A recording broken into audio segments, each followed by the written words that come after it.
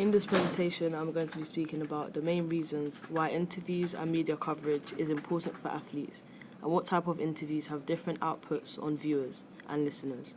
It consists of radios, TV, newspaper and social media interviews. The main purpose as to why athletes are involved in interviews is to get their own opinion and their own view on a certain topic. For example, if there is any controversial issues that have occurred, the athlete can put into their words what their side of the story is to allow the viewers to understand. If the athletes have just finished a match, viewers want to know how their match went for them and what they thought they did well and what they thought they did not do so well.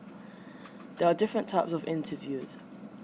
There are interviews where are radios, there are interviews which are broadcasted on the radios for radio listeners.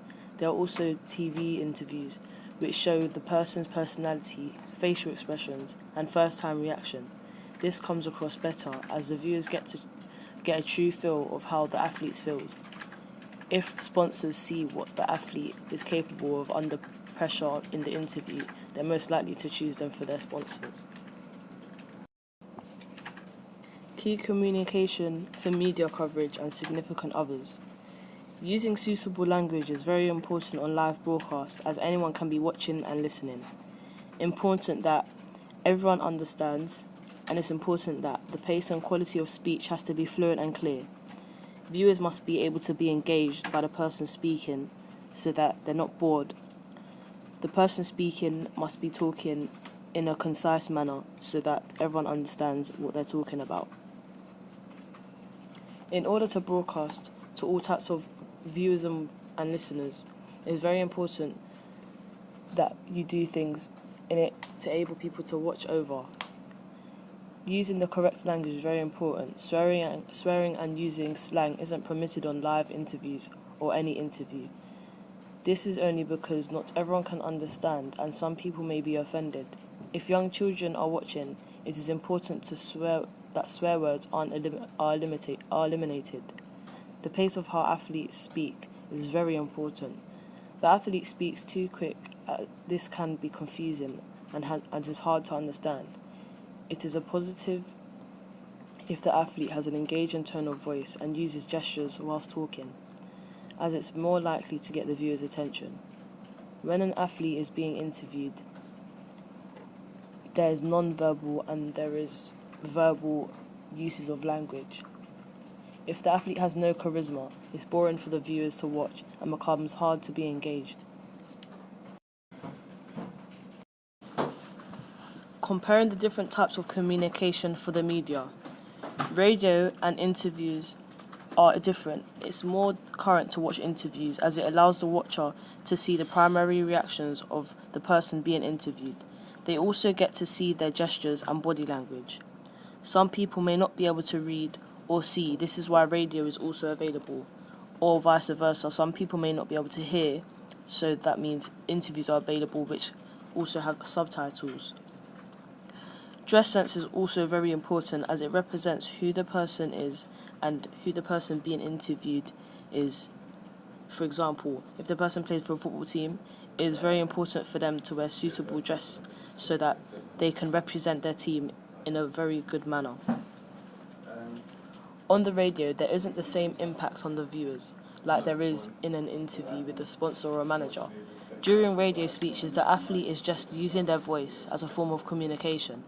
The viewers can't see their emotions, they can only hear in their voices. Some people who may have issues with reading or seeing may prefer radio as they can listen in some cases, or the radio interviews are scripted or planned. In all interviews, whether it's on radio or in person, verbal communication is vital. The viewers and listeners need to be able to hear and understand everything, including the language. This is vital that the person being interviewed uses the most appropriate language to avoid users being offended. Short and concise answers are the best in all interviews because they keep the viewers interested.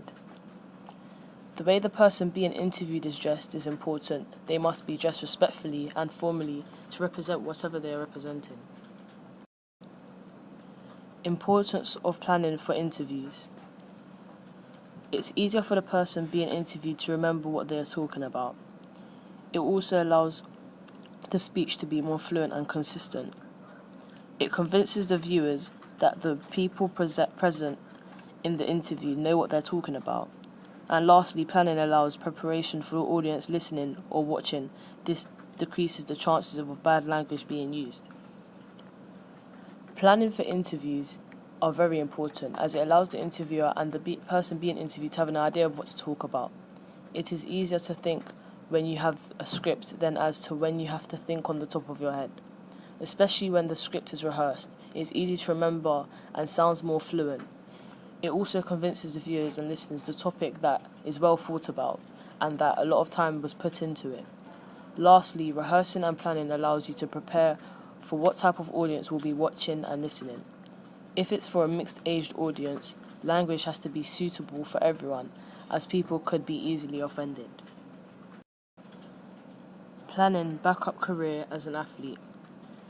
Unexpected injuries or illnesses can end original career plan as a sportsman or a sportswoman. Some athletes want to take a step up and play for a better team or play international. This means they have to have the chance to train at a higher level to meet their plans and expectations. Some athletes want to remove themselves from a sporting career after they retire. This is why it's good to keep their options vacant. Being an athlete has a very unpredictable ending. You can either retire as planned or your career can be ended by, for example, injury, bad experience, or in some cases by being dropped by a team. This is why it is important for athletes to plan ahead and take these possibilities into account. Athletes also need to prepare for a step up in their career. They may get scouted for England international or a better team. The athlete needs to know when and how to up their game if something like this were to happen so they can live up to their expectations and more.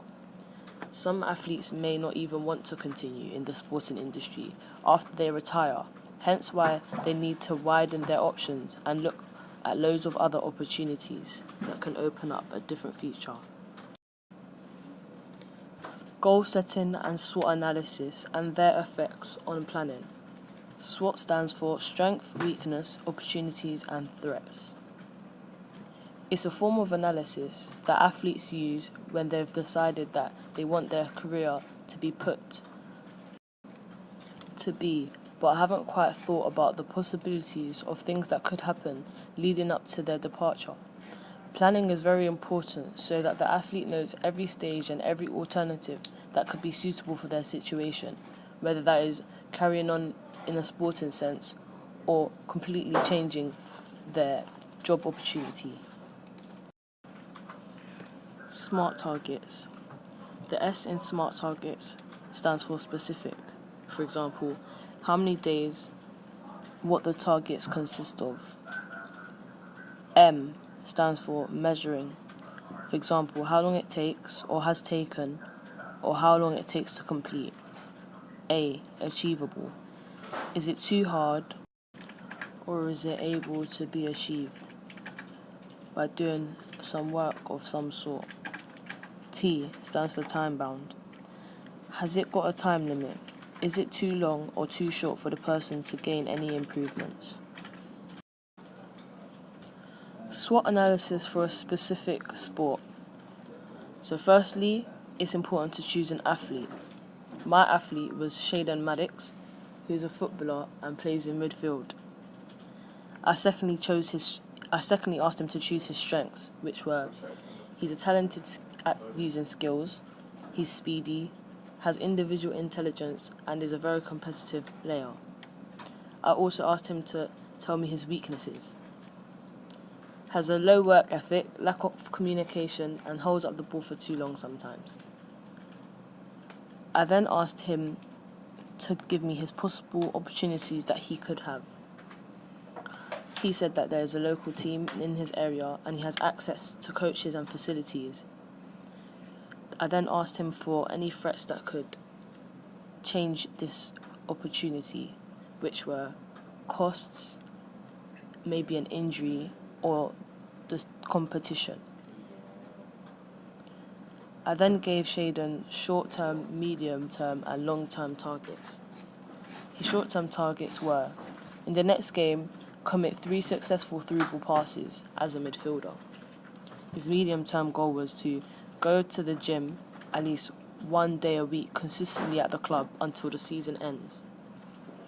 His long-term goal was to attend trials at the end of the year for 3 different teams in the league above. Smart targets for a selected weakness. Being busy was one of Shaden's selected weakness. So S for in the next training session, you're restricted to 4 touches during possession games and training matches. Measurable. It will only be for 1 session when the coach will count the amount of touches you take. Is it achievable? The amount of passes are reasonable and give you plenty of time to make a decision whether you want to take another touch or pass the ball after 1 touch. Time bound. This only has to occur in 1 session. In the next session, you can personally implement it to keep on improving the amount of touches taken.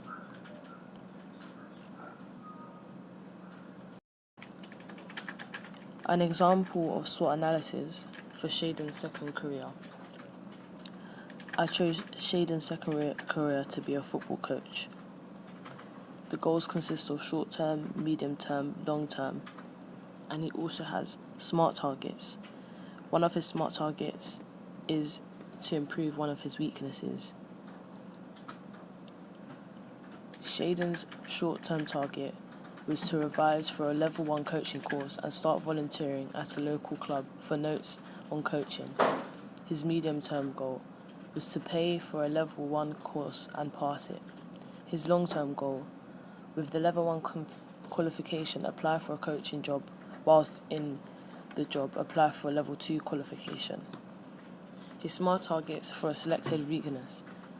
He had weaknesses of the cost, the time restriction, and the time he was busy.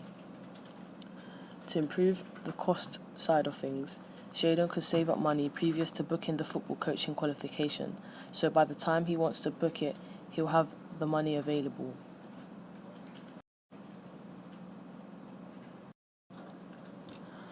Pathway of reaching that goal. Course qualifications, length, cost, entry and requirements. This is what Shaden has to do in order to become a football coach. The first thing Shaden needs to do is find out the detailed information on what he needs to do if he is going to become a football coach. He will then have to look into football coaching courses. Thirdly, he will have to find the money for a football coaching course. He will then book himself onto the course. Once he has passed the course, he can look for a football team that can help him improve his coaching even more. For example, a Sunday league team, preferably girls or preferably boys. This will then enable his ability to coach and would further his coaching career